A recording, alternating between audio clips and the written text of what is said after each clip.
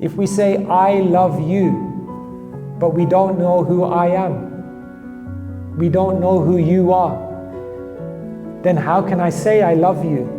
Because maybe I'm loving you, but I'm loving you on a very superficial level. And so to some extent, what Maslow says here also integrates with the Bhakti tradition, because once we understand who we really are, then we can really love in the deepest way.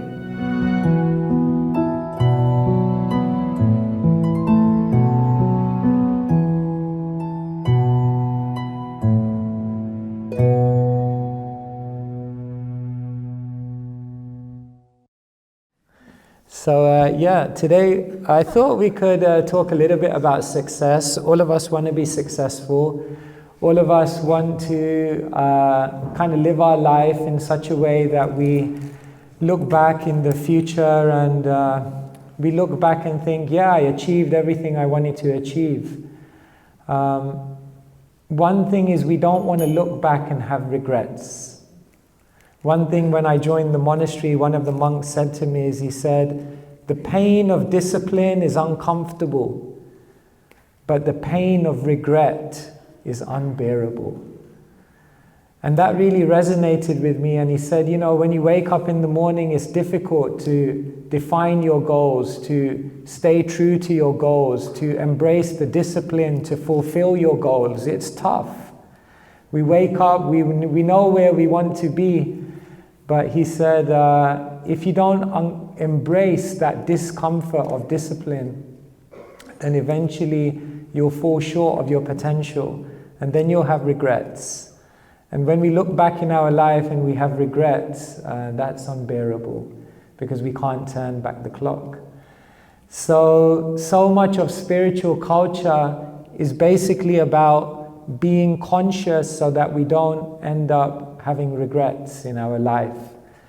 And so that's why every single day when we wake up, one of the habits we learn as monks is to always reflect on wisdom. We're told, small minds discuss people, average minds discuss events, but great minds discuss wisdom. Because by discussing wisdom and reflecting, it makes us so much more purposeful in everything we do. And so today we're going to talk a little bit about success. It would be nice to also hear from all of you. And the first question I want to ask all of you is, do you think in life it's possible to be successful? In other words, achieve all of your goals and still feel unfulfilled? You think that's possible? Yeah? Can you give me an idea of why that may happen? That you're successful, you achieve everything you want to achieve, but you still feel like there's a vacuum in the heart. Why may that happen in our life? Any ideas?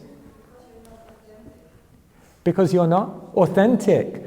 Because you do something that doesn't resonate with you. They say the worst type of success is when you meet all of your goals and then you realize there were somebody else's goals. Imagine that would happen. Imagine we would live our whole life, achieve all of our goals, and then look back and think, but those were not my goals.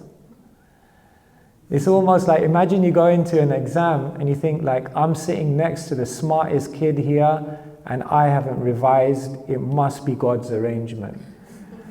And you just basically copy that person's answer paper like to the T. And you come out of the exam thinking, I aced it. But then when you come out of the exam, you realize everyone had a different question paper. That would kind of be a bit of a bummer. And life is like that sometimes. We copy other people's lives. We emulate what other people think to be important. We live in a culture of social media where we're always trying to draw and perhaps compete with others. So yeah, authenticity is such a big thing. Thank you. Can you tell me another reason why you may be successful but still feel unfulfilled? Not living your purpose. You're not living your purpose. Yes, yeah, you're not living similar. You're not. Each one of us have a unique purpose, and we don't pursue that. Sometimes we don't even know what that is. Yeah. Other reasons? Yeah. Because we are not grateful for what we have. Because we're not grateful for what we have. In the pursuance of searching for so many things, we forget to appreciate what we have. It's very interesting, you know, like in Eastern culture, you don't line up and kind of like a buffet style when you want to eat. The way they do it in Eastern culture is everyone sits in rows and then they come with one item down the row. And what sometimes happens is when you're eating in a dining room like that, you're kind of getting the item, but you're looking at the other row and thinking like, I wonder whether that item's going to come to me. And then when that item comes, you look at the other row and you think, I wonder whether that one's going to come. And you keep thinking about every other item that's about to come, and you don't actually taste any of the items that are on your plate. And one of my teachers also shared this with me. He said the basic problem of life is that we undervalue what we have and we overvalue what we don't have. And he said if you could make that adjustment, your life will transform. So yeah, thank you so much. Yeah. And any other reasons why you think we may end up successful and still feel unfulfilled? Yeah. We look for success in the wrong places, if it's material. Yeah. There's always a hole in nothing. We're looking for the right thing in the wrong place. Excellent. I'm going to flash up something here, and I want you to find the mistake. And if you find the mistake, just keep it with you, don't say anything. I just want to see how many of you find the mistake here. Yeah, are you ready? Yes. Oh my God, my technology is not working. Oh God. Okay, there you go. Okay. Put your hand up if you saw the mistake. No, 1, 2. That's because you guys have done it before. Is it? Oh, you've not done it before? Okay. I'll give you that one. Okay. Come on, guys. You got to tune in here. You got to find the mistake here.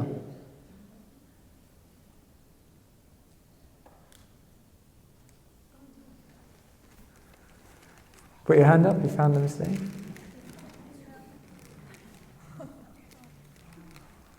Come on, guys. We're really struggling here. I'll give you one last chance. Okay, you have to look closely.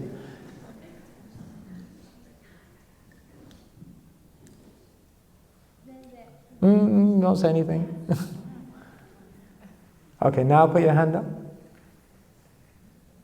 That's like even less than before. It's like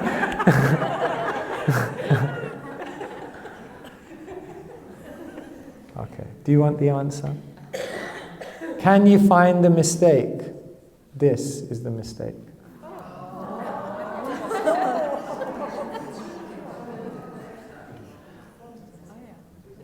Now, what do you learn from that? Why were you not able to see the mistake? Focusing on the wrong place. When you thought the mistake was in the numbers, but maybe the mistake was somewhere else. So you were looking for the right thing, a mistake, but you were looking in the wrong place. And perhaps that's the story of life in many situations, that we're looking for the right thing, we're looking for happiness, we're looking for fulfillment, and we have a sense of where that's meant to be because that's what we were told all of our lives, but maybe we're looking in the wrong place. And this is really, really important because we are all influenced in the world. Right? There are many, many things which influence us. Can you see here? When we define success in our life, we're influenced by all of these things, the internet, family. You know, growing up, I heard that there were 3 options for my life: doctor, lawyer, failure. It wasn't as clear-cut as that, but it was kind of a little bit like that, though. We're told that this is the measure of success. I think John Lennon, he says a very nice story. He talks about, or someone says this story, I think it was him, that there was a class and there were children, and the teacher told them, I want you to draw what you want to be when you grow up. And so everyone came to the front, and someone, drew a pilot, and someone else drew a teacher, and someone else drew, like a businessman. And then the last kid came up in the class, and that last kid's picture was very interesting. It was just a circle with 2 dots and a smile. And so the teacher said, what's this? What do you want to be when you grow up? I asked you to draw what you want to be when you grow up. The kid said, I just want to be happy. The teacher said, you didn't understand the assignment. The kid said, you didn't understand the purpose of life. Because sometimes we make so many goals for ourselves. So these are the things which are influencing us. And all of us, if we look at our lives and we look at what we've put time, energy, effort, emphasis in to strive for, how many of us could say that we were not influenced by any of these things? Now, I'm not saying that influence from these things are bad, because we need input from just more than our own heart and intelligence. But ultimately, as someone said here, we have to be authentic. We have to do what's true to us. And what can happen in life is we can become so overpowered by these influences that we fail to hear the voice within. Yeah, I'm going to take your question in a second. I'm just going to do one experiment before I take your question. I've never tried to do this before, but since you're such a nice audience, I'm going to see whether this works. Normally we do surveys by hands, or we do surveys by observing, but today I want to do a survey by sound. And so what I want you to do is these 4 influences, the media, people, tradition, and education, these things have molded what you define as success in your life. Agreed? To some extent. So what I want you to do is when I'm going to go through each one, and after 3, I'm going to ask you to say that thing. So we're going to do like media. And what I want you to do is say the word media, but in the volume of how much it's influenced you in your life. I just want to see if this works. Like, you guys are also guinea pigs, so I'm just trying new stuff out. I just want to see, because I want to see what's the loudest influence in your life, right? So, pardon me? Positive or negative? Either. So, like, if media is like your biggest one and education is like your least one, that's probably true for me, actually. Then I want you to, when I say media, then I want, and we do the countdown, then I want you to say like, media! And if education wasn't really, then when I say education, do a countdown, I just want you to be like, education. Which kind of defines what I think about school. I was a good school kid. Okay, does it make sense? I just want to see whether this works. You are going to define the future of my teaching here, of whether I ever do this experiment again. I want to see if it fails miserably or whether it's actually effective. Okay, so we're going to do the first one, media, and after 3, I'm going to go 3, 2, 1, and then I want you to say it in the volume it's affected you, right? So now some of you are just naturally louder than others. So just be as loud as you want, but then make it relative, so then the quiet one should be according to your voice, right? Good? Okay, so we're doing media, right? So I want you to say media in the volume. 3, 2, 1. Media! Okay, that's good. People, 3, 2, 1. People! Okay. I think that was louder, wasn't it? Tradition. 3, 2, 1. Tradition. Oh, God. You guys, not traditionalists. Education. 3, 2, 1. Education. Oh, that was even less. Okay, so I think it was, my estimation was people, media, education, tradition. I think that's about right. Now I want you to say which one was the most for you, because you might have been different. So I just want you to call out which was the main one for you of these four. Yeah? 3, 2, 1.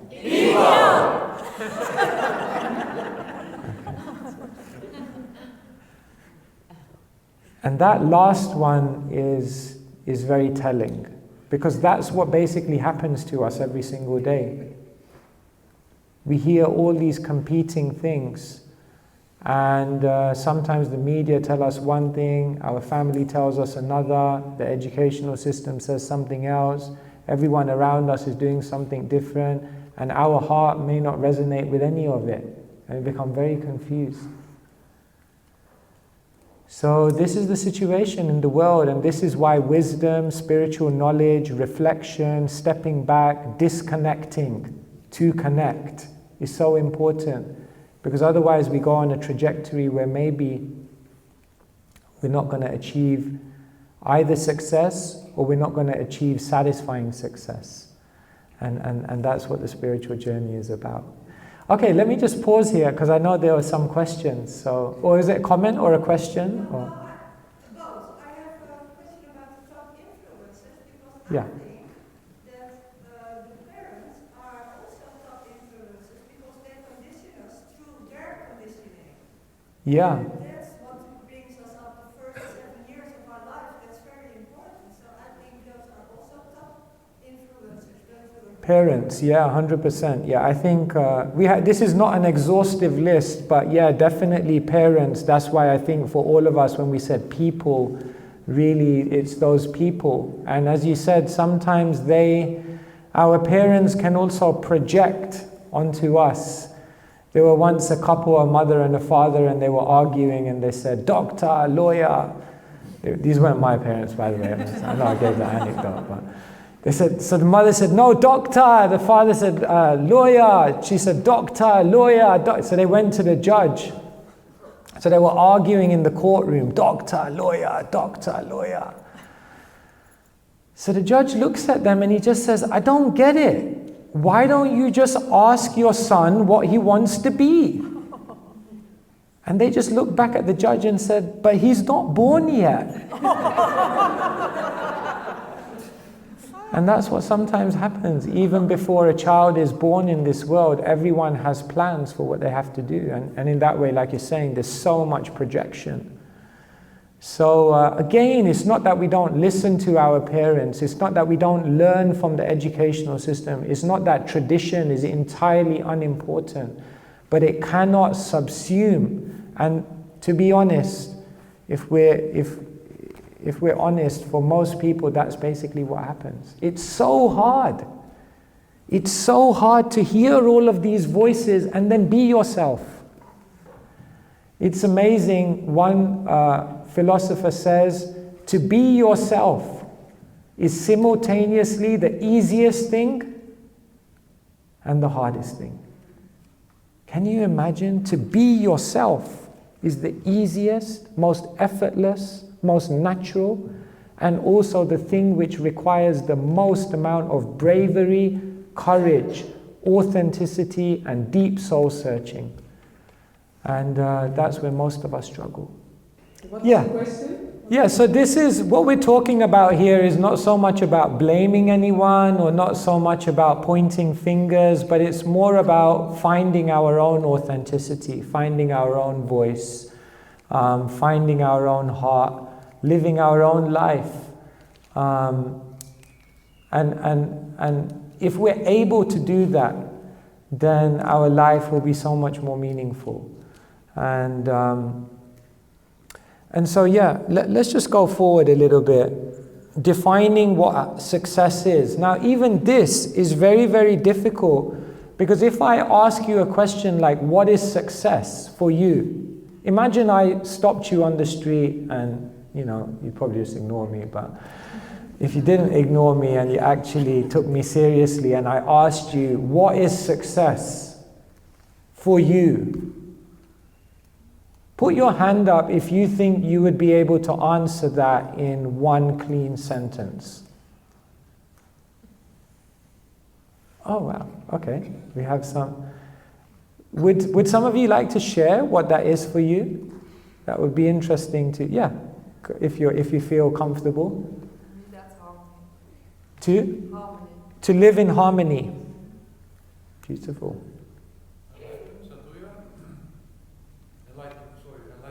Enlightenment. For you, success is enlightenment. Okay? Someone else? Yeah. Yes? Be happy. To be happy. Very good. Balance. To find balance in your life is success. Yes, at the back? Yes? Okay. Peace of mind. To find peace of mind. Now, all of your definitions are very good. And then if I was to ask you, what do you have to do to achieve those things? Then it would get a little more complicated. To live in harmony, to be enlightened, to be happy. We all want to be happy. But then if I asked you to define, could you now define to me in a line how you're going to be happy? Okay? Okay, we got it. Okay, let's have a... To connect with God, to connect with divinity. Wonderful. But then would I say, are there other things in your life which don't directly connect you with divinity, but are still important for you to live a wholesome and successful life? There are, right? So that's where it becomes complicated, because we know what your ultimate aim is, and we know what your ultimate goal is, but then there are so many other things in life that you have to do. So if for most of us, you look at our lives, we're looking for academic and career achievement. Agreed? No, none of you. I'm sure some of you went to university. I'm sure some of you are working and are working towards some kind of promotion or development in your career. Maybe. Definitely not me, but... Prosperity, wealth, facilities in our life. A better house, a better future, security, money in the bank. That's also part of your success. Relationships.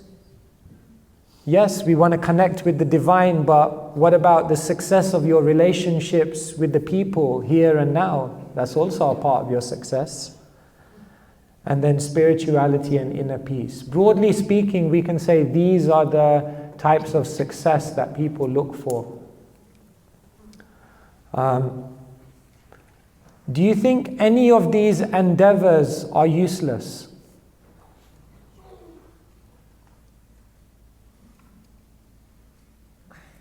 No?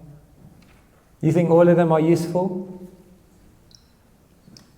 Most people, they are endeavoring for all of these things. And now today, I go into the Bhagavad Gita, which is an ancient book of wisdom, many of you know.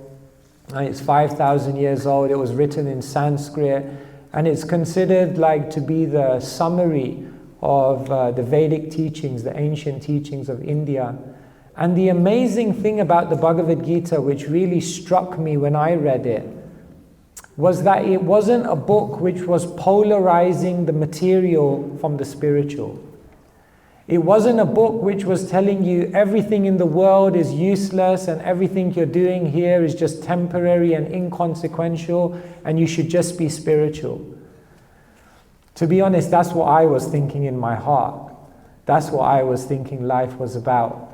But the amazing thing about the Bhagavad Gita is the Bhagavad Gita says that we still look for success on many levels.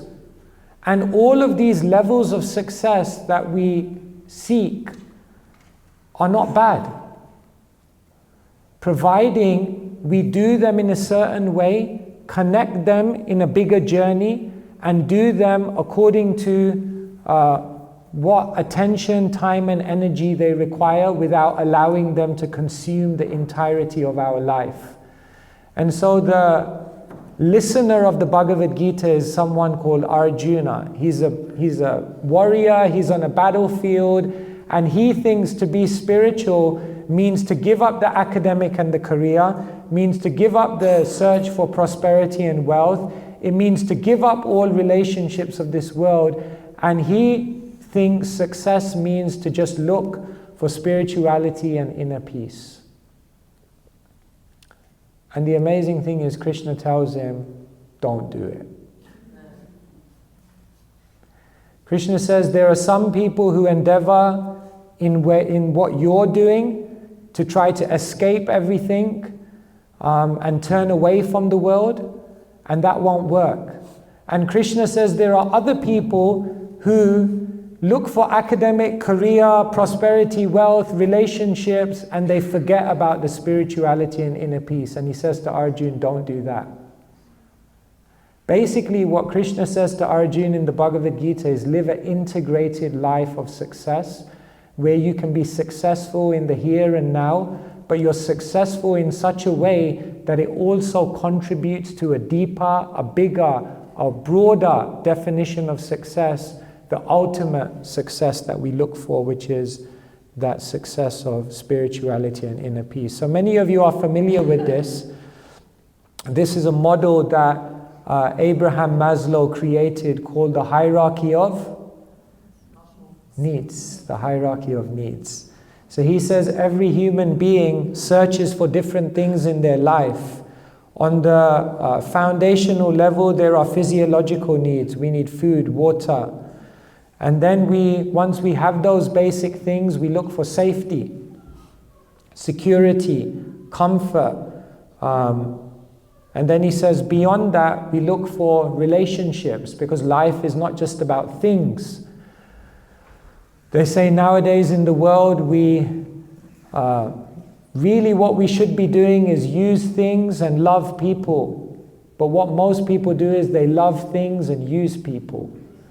So Maslow teaches that, yes, we use things, but then ultimately we need to love people. We need to have relationships. And he says beyond that, we have esteem needs, where we really feel like we're making a contribution, we're making a change. But then he says beyond all of that is self-actualization, where you find your highest purpose, that unique thing that you are meant to do in your life, that you've come here for.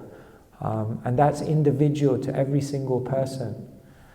And so Maslow, like what Krishna says in the Bhagavad Gita, doesn't separate these endeavors, but he says each endeavor is founded and energized and in some sense built upon the other endeavors. And in that way, Krishna talks in the Bhagavad Gita about living an integrated life and pursuing all of these things in a balanced way that then leads to immediate contentment and ultimate contentment. Excuse me, can I ask? Yes, go for it. Because in the Bhakti teachings, you sometimes hear love is the highest principle. Yeah. Would we say from our tradition, if we would draw this pyramid, that love would be above or combined with self-actualization? Yeah, thank you so much. Yeah. So in the Bhakti tradition, or in the tradition of what the Bhagavad Gita teaches, then love is seen to be the ultimate goal. There are different types of yoga system, but Bhakti yoga, or the yoga of love, is seen to be the culmination of everything. And so here we see that Maslow puts love in the middle and seems to put self-actualization at the top. So how would we respond to this? I think when we look at this model and we talk about love and belonging, we talk about meaningful connections, meaningful, healthy relationships with people in this world, good relationships with the people you work with, functional relationships with your family members, and basic, a sense where one is finding support one is finding encouragement in their life, and one is finding good companions on the journey of life.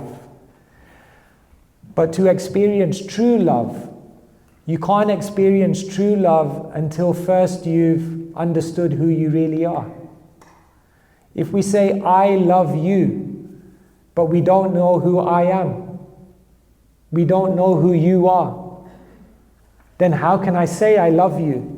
Because maybe I'm loving you, but I'm loving you on a very superficial level. And so to some extent, what Maslow says here also integrates with the Bhakti tradition, because once we understand who we really are, then we can really love in the deepest way. Some relationships are toxic. Higher than that, relationships are transactional. But higher than that, relationships are transcendental. We say in the relationship, the mathematics of relationships, 1 + 1 can equal 0. Because those are toxic relationships where two people come together and they destroy each other. And in the the mathematics of relationships, 1 + 1 can equal 1. Those are transactional relationships where we connect with each other and we support each other, but it's a bit of give and take, and therefore we don't really transform each other in any significant way. But in the mathematics of relationships, 1 + 1 can equal infinity. When two people come together and have the deepest vision of each other, where they can love each other on the deepest level, and therefore unleash each other's potential to an unlimited capacity. But that's not possible unless we understand who we are. So there's physical love, there's emotional love, and there's divine spiritual love. And that's why if you look in the world today, so much of love is frustrated love. Last Christmas, I gave you my heart, and the very next day, you threw it away. So many songs about frustrated love, because even those relationships that supported us at one time, they seem to break down because we haven't connected on the deepest level. So that's a great science. Does that help? Yes, definitely. Thank you so much. Especially the singing of Last Christmas. Oh, okay. I had to get that in somewhere, you know. Give you guys your money's worth, you know. Thank you. I'll continue on and then we'll have more questions as we go by. So as we search for success in all of these areas, it's tough, right? It's tough to be successful in all these things. Like, life is demanding, life is challenging. If I was to ask you, what's the most important quality for success? What would you say? I don't want you to just say a quality for success. I want you to tell me the most important quality for success. Yes. Humility. Good. Discipline. Love. Trust.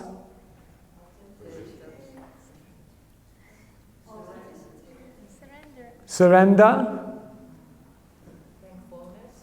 Thankfulness. Gratitude. Know who you are. Self-actualization. To know who you are. Self-realization. Okay, I agree with all of you. Now, all of these qualities that you've mentioned, right? Humility, gratitude, discipline, you can see I've got goldfish memory here. Trust, all of these, surrender, all of these qualities.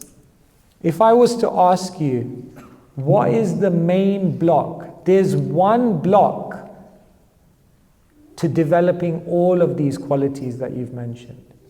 There's one thing that stops us. Self-love. Fear. Anger. False ego. Someone said something here? The mind. Yes, this is actually what the Bhagavad Gita says. Every single one of the qualities that you search for success that are important, definitely they are important. But the main problem is our own mind. Until and unless one has learned to control the mind, unless and until one has learned to befriend the mind, there's no question of being disciplined. There's no question of being grateful. There's no question of being fearless and trusting. There's no question of being humble. Because the mind is that thing, the Bhagavad Gita says in a very beautiful verse, just to give you a flavor of what the kind of language that Krishna uses in the Gita Sanskrit. He says, Bandhorat matmanastasya yenatmaevat manajita anatmanastu satrutve vartitatmeva satruvat. It's a very beautiful verse. Krishna says, for one who has conquered the mind is the best of friends. But for one who has failed to do so, the mind will remain the greatest enemy. So much of the Bhagavad Gita is about the mind and how to control the mind and how to mold the mind. Because the problem with the mind is that the mind magnifies. You make a mistake and the mind tells you, just see, you'll never be able to do it. Someone criticizes you and the mind makes it like such a big thing that you can't just let it go. The mind is like a pair of binoculars sometimes. It makes small things much bigger than they need to be. And the interesting thing is when you switch those binoculars around, then the mind also does the opposite thing as well. It minimizes. So that when you do something good, your mind doesn't really register it. It doesn't give you the due credit. Like this, we're constantly magnifying and taking things out of perspective. This is one of the biggest problems that people have. And therefore we can't find success because our mind defeats us, because they magnify insignificant things and they minimize significant things. And therefore we disempower ourselves. The mind is also a problem because it's constantly inventing. Have you noticed like how we're so quick to make judgments about people? You kind of look at the way someone walks and your mind has figured it out. I know what that person is like. It was interesting, someone came off a Vipassana retreat. I don't know if any of you have ever been on a Vipassana retreat. It's like a Buddhist retreat, but for 10 days you do a Mauna Vrat, which means you don't say anything for 10 days. So you end up with 50 people who you've never met before. I mean, imagine all of us, we all got together for 7 days, but no one said anything. Like, you're not allowed to speak to each other. You just see each other for 7 days. So he came off this retreat. I said, what was your reflection after doing this retreat? He said, I was flabbergasted. I said, why? He said, I realized after 7 days on that retreat that I had made a judgment and drawn a picture of every single person in that room without speaking to them. And within 2 minutes of speaking to them, I realized how wrong I was.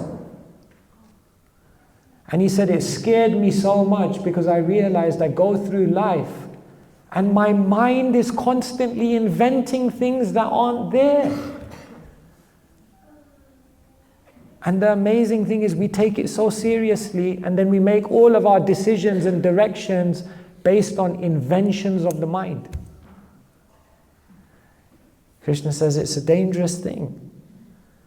The mind is also incredibly dangerous because it's negative. The mind is always telling you what's going to go wrong. Therefore, for most people, the predominant emotion in their life is fearfulness. We're worried about the past. We're worried about the future. When we're happy, we're worried it will end. When we're not happy, we're worried it will never end. We're fearful about our health, we're fearful about our children, we're fearful about our relationships, we're fearful when we make a decision because we're always constantly meditating on what will go wrong. Nelson Mandela once said, don't make decisions based on your fears. Make decisions based on your dreams. But the negative mind is always registering fears. And therefore, we limit our potential. The inner critic. And the mind is constantly distracting us. Official scientific studies now tell us that the average attention span of a human being is a grand total of 7 seconds. That's what happens. We're so distracted. They said first we were nowhere, and then we advanced and we reached somewhere, and then technology came about, and now we're everywhere. And now we're everywhere, we're constantly elsewhere. And because we're constantly elsewhere, practically we're nowhere. We were nowhere, we came somewhere, we reached everywhere, we're constantly elsewhere, and therefore we're practically nowhere. When you're here, you're planning what you're going to do this evening. When you're at work, you're planning your holiday. When you're on holiday, you're planning what you're going to do back at work. The mind is constantly distracting us from the present. And this is defining the quality of our life. And therefore, so much of what Krishna teaches in the Bhagavad Gita is about how to deal with the mind. Even the World Health Organization now says that the biggest problem in the health of the world in coming years is not going to be anything physical, psychological. So we can't find any significant success in the world unless we learn how to control our mind. And the reality is that in the world there's not really much information that can help you to control your mind. Yes, there are medicines that can perhaps provide some immediate solution, but nothing permanent, nothing which remolds the mind. And so knowledge of how to remold our mind is so powerful, so beautiful. And so what Krishna teaches us in the Gita is that first, define your success. Number 1. Number 2, learn how to control your mind in pursuance of that success. And just to end today, I'm just going to give you an analogy of how you can actually change your mind, the state of your own mind. Because you know, when I travel the world, one of the saddest things that I come across is so many people who have resigned themselves to their own state of mind. They just feel that they have a particular state of mind and it will always be like that. And they can't change it. They can't do anything to improve it. And they'll just have to live with that mind that they have that's constantly distracted, that's negative, that invents, that's constantly magnifying and minimizing. They think that's just I have to live with that. That's just who I am. But actually, Krishna says that's not who you are, because you're not the mind. You're the soul. Krishna teaches us in the Bhagavad Gita that we're a spiritual being and the mind is a tool and the body is a machine. If you imagine a computer, the body is like the hardware. The mind is like the software. And the soul is like the user behind the computer. So we are not the mind. The mind is an interface that we're using. And just like sometimes computers get viruses, most of us have viruses in our mind that cause us to be very, very negative or inventive or like that, distracted. So Krishna basically explains in the Bhagavad Gita that the mind can be remolded. This is golden knowledge. This is so valuable. these insights can change the entire trajectory of one's journey. And one analogy we can use to think of the mind is an internet browser. Think of your mind as an internet browser. And every internet browser has a home page. Our mind has a home page, a default way of thinking, a default kind of principle or a default vision. Just as a browser has favorites, the mind also has favorites. Things that we hold to be very, very valuable, things that we hold to be worthy of our time, energy, and attention. A browser also has a history. Our mind also has a history. So many memories, so many impressions, so many events, experiences, emotions that we've gone through in our journey of life. It's all studied, it's all stored up there in the mind. And just as a browser has an autocomplete so that when you type www.a, all the sites come up that you visited before. So the mind is also like that. When it sees one thing, according to the autocomplete, it then triggers another thought. It triggers another idea. And therefore, each of us in this world have different triggers, which cause us to then go on a certain trajectory, because the mind basically is like a domino effect. You see something, and because there's an autocomplete, the mind then just immediately goes 100 steps forward because all the triggers are already there. Now my question to you is, can you change the home page on a browser? Yes. If you don't know, we'll give you an IT lesson. Can you change the favorites on a browser? Yes. Can you delete the history and create a new history? Yes. Can you change the autocomplete, get rid of the cookies? Yes. You can do the same thing with your own mind.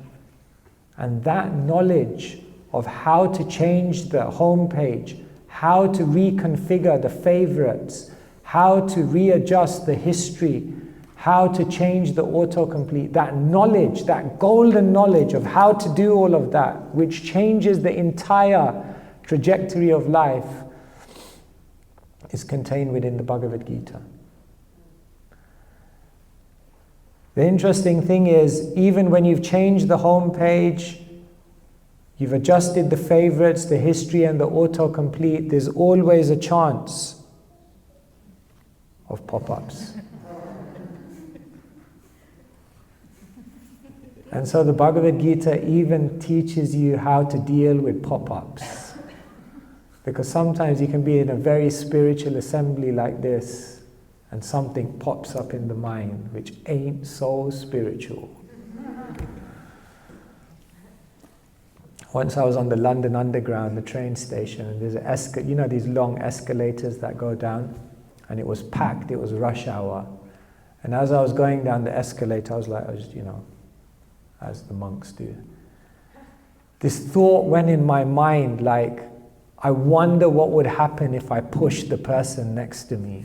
It was just like, I was just having this vision of what would happen on this escalator if I pushed the person, like, it's like, maybe I should do it.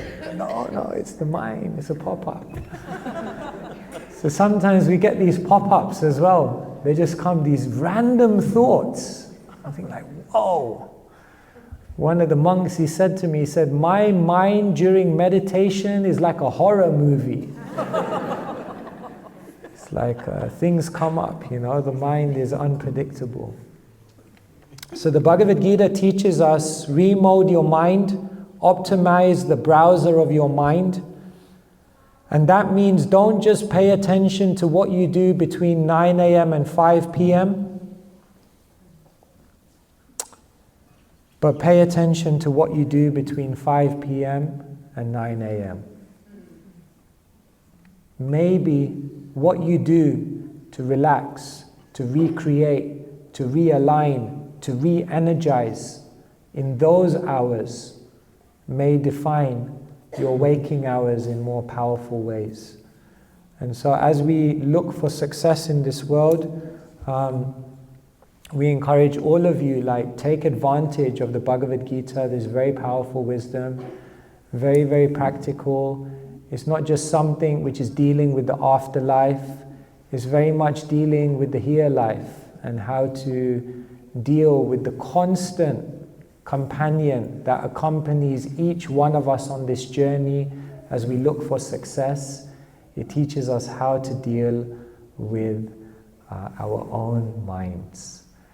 And these are some of the thoughts that I wanted to share with you today. Thank you so much for your attention. Thank you.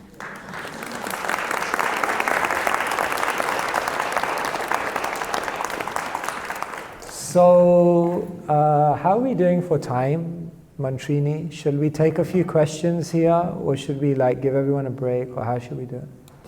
Should we? Yeah. Do you? How's everyone doing? Are you okay? Do you need to relax? You're cold, huh? It's a little cold, right? Maybe some people want to have a blanket or take a jacket. Yeah, get a tea here. Maybe we'll just take a few minutes if any of you have any questions or anything I've talked about that you would like to... yes?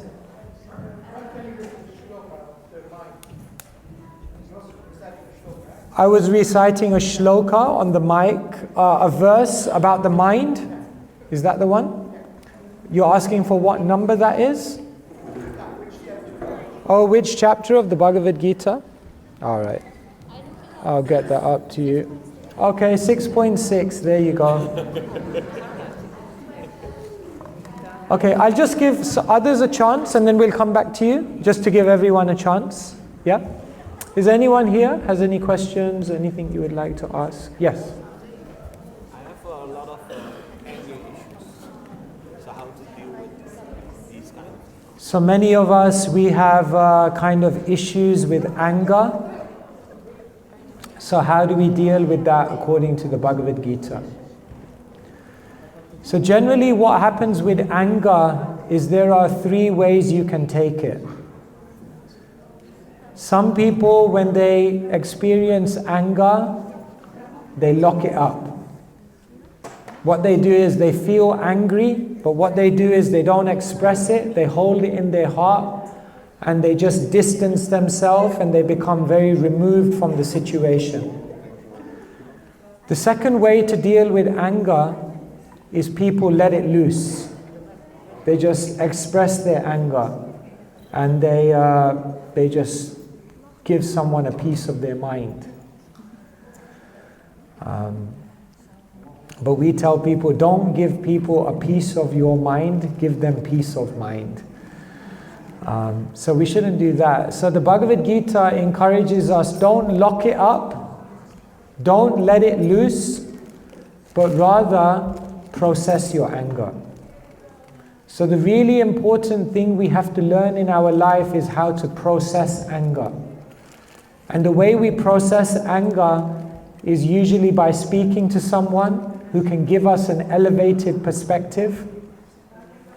The way we process anger is by ensuring that in that moment when we feel angry, we allow ourselves some breathing space. We refrain from impulsively acting and responding to our emotions. And the other way we deal with anger is that we try to frame that emotion through higher wisdom and knowledge, which helps us to see beyond immediate issues, immediate people, immediate situations, and helps us to see what deeper lesson there may be behind it. So basically, if you want to learn how to control anger, number one, be patient. Don't do anything in that moment. They say anger is one letter short of danger. One who is patient in a moment of anger can save themselves decades of sorrow. So be patient, number one. Number 2, speak to someone about it and just express it, but in a safe environment. And number 3, try to absorb a type of wisdom which gives you a lens through which you can see that immediate situation or thing that's angering you. And instead of just seeing the immediate situation, you see the deeper lesson or the deeper development that it's bringing you. Does that help? Yeah, so these are some practical things you can do if you feel the emotional anger is coming up within you. Can I ask? Yes? Can we manifest with our own mind? Manifestation. What do we believe about manifestation? Can we manifest things with our own mind? Or do we need approval from God? Yeah. So definitely there is a sense in which the mind is very, very powerful, because thoughts lead to actions. Actions lead to habits. Habits form character, and character forms our destiny. But it all begins with thoughts. So definitely our mind has a part to play in our future. I've been journaling for many, many years now, and often when I look back at my journals from like 20 years ago, I can see seeds of thought 20 years ago that have brought me to where I am now. It all began with a thought. So definitely what we think is very, very powerful. However, you're absolutely right that manifestation is not solely dependent on the mind, because there are also other factors beyond our control which are determining our destiny. 5,000 people may all want to become super rich, and maybe one person will achieve it, because there are higher powers beyond our control which are conspiring towards our future. Therefore, for example, there's books in the world like The Secret, and although there's some truth to The Secret, there's more to The Secret. And the more to The Secret is that there are higher powers which are also contributing to our destiny. But the Bhagavad Gita says there's truth to The Secret, there's more to The Secret, but there's a secret behind the secret. And the secret behind the secret is that most people are trying to manifest the wrong things anyway. And even if they are able to manifest them, it won't even make them happy anyway. So there's some truth to the idea of manifestation and the power of the mind, but we're not the sole architects of our destiny. Does that make sense? Not the sole architects, but we do have free will, and we have the power to desire. And that will clearly affect where we go in our life. Okay, thank you. Yes? I have a question with regards to hobbies. Hobbies? Yeah. So I think Prabhupada was once on a walk, and he saw surfers in the ocean, and he said, "What are they doing?" And the devotee that was close by said, "They are surfing." He said they are suffering. Yeah. Because they were having a good time, but it's like temporary. It's not, bringing them further. And he had the same reaction, I think, when he saw other guys Watching golfing. Cartoons or something like that. Like Playing golfing, cards or golf golfing. course. Yeah.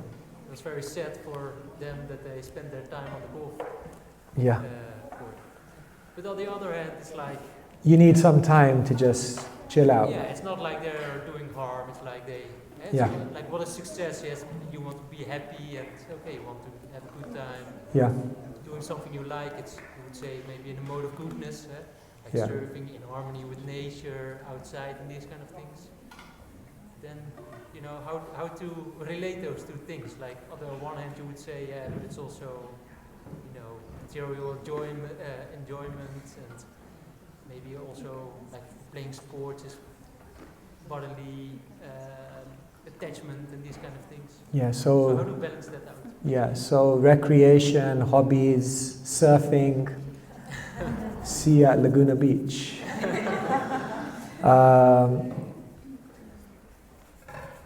Where do we stand on this spiritually? So Krishna says in a beautiful verse in the Gita, Bhagavad Gita, Yuktahar viharasya yukta chestasya karmasu yukta swapna vabodhasya yogo bhavati dukhaha.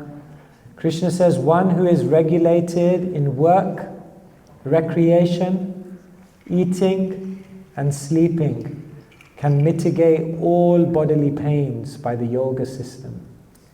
So it's interesting, Krishna includes recreation as a part of life. Later on we'll have a meal here, so I'm just kind of warning you guys. According to Ayurveda, half of your stomach should be filled with solids. A quarter of your stomach should be filled with water. And the other quarter should be filled with sweets. No, I'm kidding. The other quarter should be filled with air. Because if there's no air, then there's no space for the fire of digestion to take place. The fire. So you need some space in your life. You need some time to disconnect. You need recreation. So, is it bad to go surfing? Not necessarily. Is it bad to go walking in the mountains? Not necessarily. But what we try to do is we try to connect our hobbies. Oh, thank you so much. We try to connect our hobbies and our recreation so that there's also a beautiful way to also connect spiritually. If you can connect your recreation and make it spiritual, then you kind of, I won't say kill two birds with one stone, but I'll say free two birds with one key, to get the non-violent version. You do two things at once. So yeah, you can go surfing, it's great. You can go walking in the mountains, it's beautiful, and it will definitely help you. But if you can recreate or do recreation in a way where you find a spiritual angle to it as well, then all the better. So therefore devotees sometimes they take the mantra, they take some beads, and then they go for a beautiful walk. And as they walk, they silently chant that mantra and connect with the sound vibration and appreciate nature, but also connect with nature for its divinity, because they're in spiritual consciousness, and so it's all the better. So yeah, you shouldn't just, the spiritual path is not about becoming like just some, workaholic or, everything has to be in balance. So yeah. I've never been surfing, but maybe I should try. It would be nice. Thank you.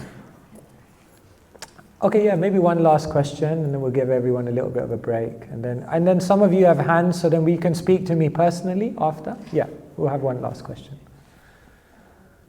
Yeah, yes, sir.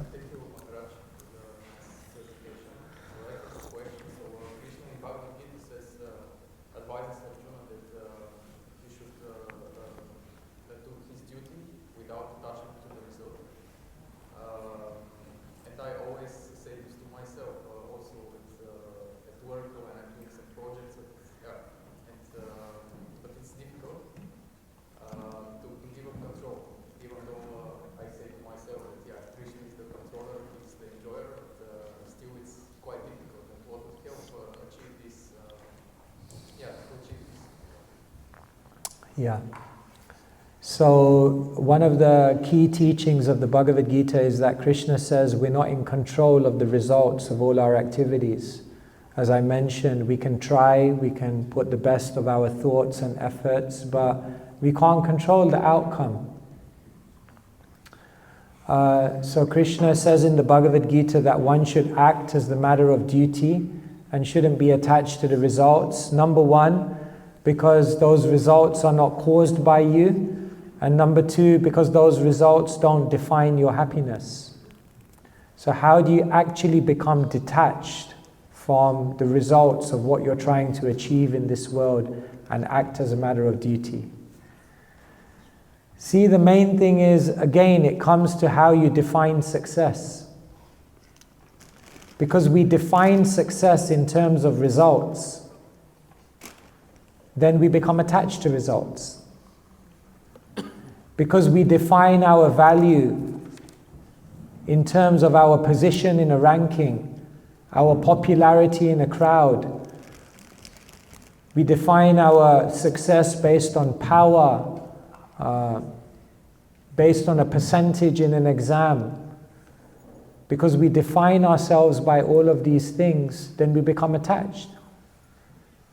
But when we realize that in an activity, once I've given my intention, my attention, and the best of my action, then you can go to sleep at night saying, I'm already a success.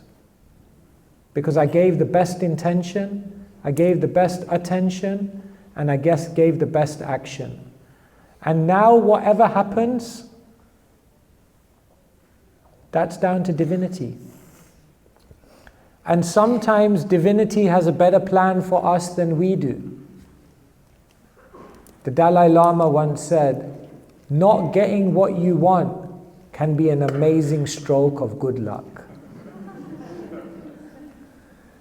Because we have a sense that, oh, I want this, why didn't this happen? But what we don't realize is that sometimes divinity closes one door and then opens up another three. What we don't realize is that divinity sometimes closes one chapter just so that we can open up a new one. What we don't understand is that sometimes God says no because He wants to introduce us to a bigger yes. But that detachment allows us to really understand and resonate with what God's plan is for us. So, one of the monks said to me, learn to take a no in style. He said, the art of life is to learn how to take a no in style. When you have a plan and God says no, take it in style. When there's a relationship you really, really want and somehow no, take it in style. And look at what new things are opening up. But we can't take a no in style. We take a no and become deflated, depressed, dejected, disinspired, disappointed. So that's a great art. But it all begins with defining success in the right way. Is that okay? All right, so thank you everyone so much. I hope you're getting warmed up here. Soon we'll get you moving a little bit. We'll do some yoga, some more singing, and some more activities. So please do stay with us. And I'm available here, so happy to also connect with any of you if there's anything I can help with. Thank you so much. Wish you a wonderful day ahead. Thank you.